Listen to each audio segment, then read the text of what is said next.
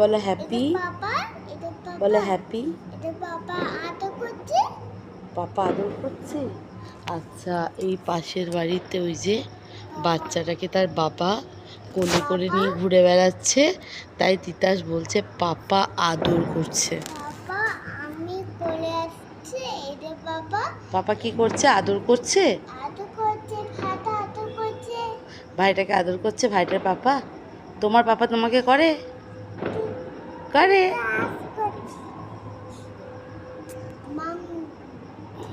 এখানে এসো, এখানে এসো। কে দেখি, সবার আগে তোমাকেই বলি। হ্যাঁ, বলি।